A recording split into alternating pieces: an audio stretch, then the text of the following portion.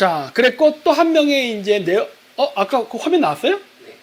또 한 명의 그 고발자가 있는데 그 사람이 누구다? 여기 나오는 브리트니 카이저라는 사람입니다. 이 사람도 그 고발을 해서 내부 고발로 해가지고 그 이제 그 캠브리지 아나리티카 회사를 무너뜨리게 되는데 이 여자의 특징이 뭐다? 여기 내가 경력을 제가 표시해놨는데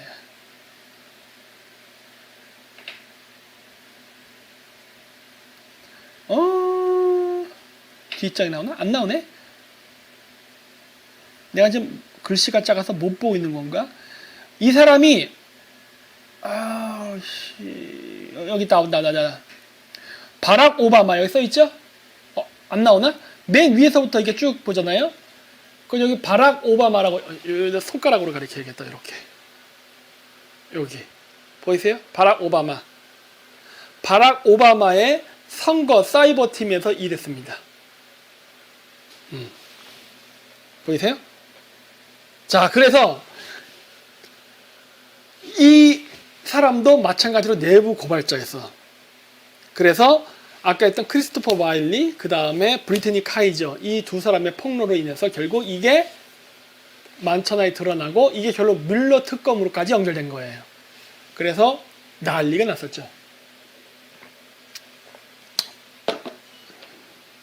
그 결과 그 페이스북 정보를 유출했던 이 회사는 부도가 났습니다. 났고 그때 당시에 이제 이런 얘기가 나와요. 트럼프가 사면권을 쓰게 될까? 왜 사면권을 써요? 그 이유는 아까 했듯이 제러드 쿠슈너 사위가 여기도 나오지만은 미국 법무부 상하원 정보위원회도 쿠슈너가 책임졌던 트럼프 선거운동 디지털팀 알라모가 2016년 러시아 정부와 협력했는지 조사하고 있다고 7월 12일 보도되었다. 법무부와 미국 의회 정보위원회는 러시아 정부가 어떻게 미국 선거구 단위로 정확히 가짜 뉴스와 네거티브 정보를 퍼뜨릴 대상 지역과 유권자를 파악했는가의 의문을 해결하기 위해 조사를 착수했다. 러시아가 이 정보를 미국 정당의 도움 없이 얻어낼 수 있었을까 하는 것이다. 러시아 정부가 콕 집어 공략한 선거구가 힐러리 클린턴이 간만의 차이로 진 선거구와 일치하기 때문이다.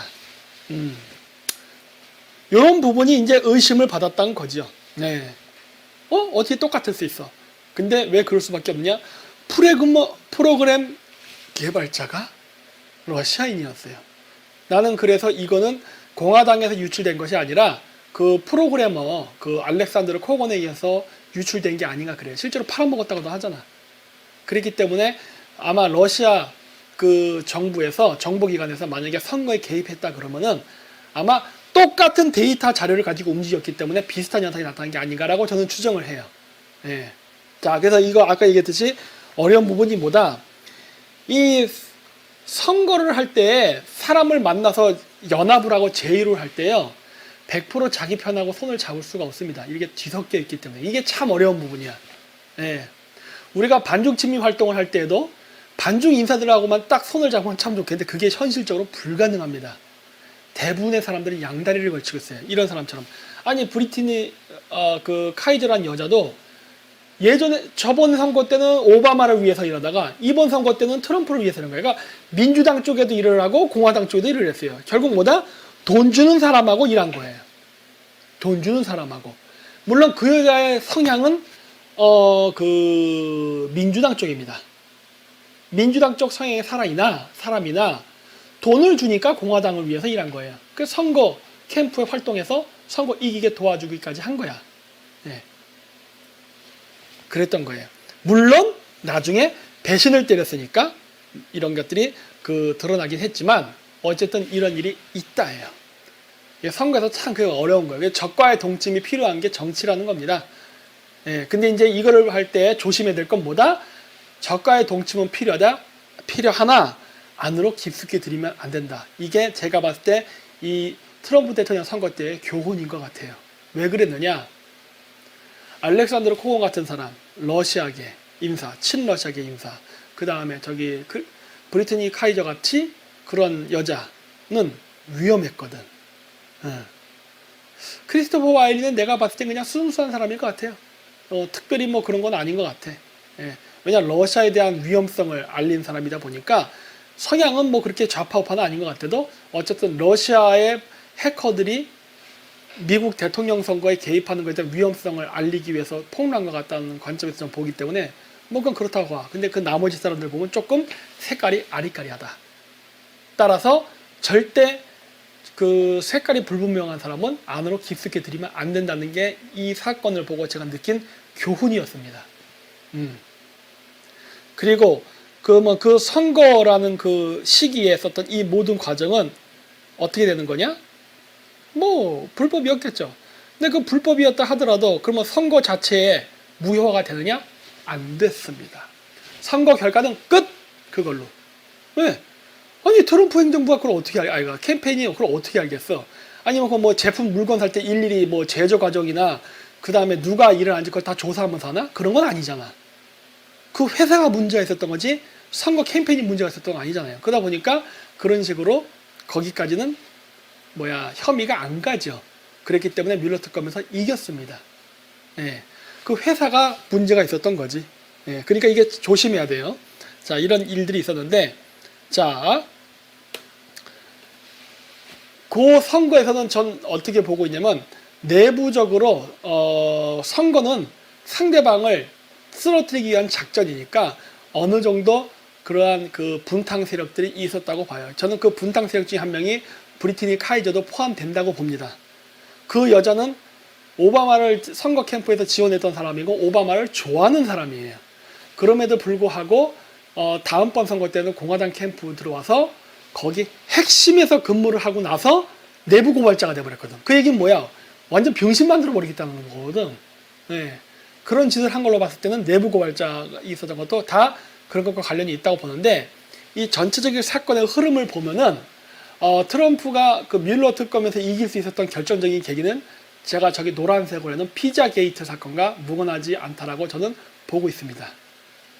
그러니까 2012년 테드 크루즈 당선 때, 상원의원 당선 때에 캠브리지 아날리티카가 도와준 거예요. 그 메커니즘을. 근데 아이러니한 게 뭔지 아십니까? 트럼프 대통령한테 적용됐던 불법이라고 했던 그 부분 있잖아요.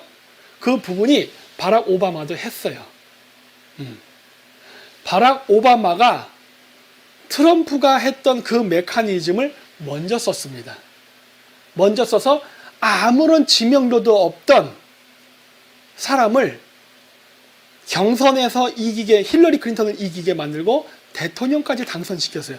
그때도 쓰였던 게 바로 캠브리지 아날리티카에서 쓰는 저 방식이었어요.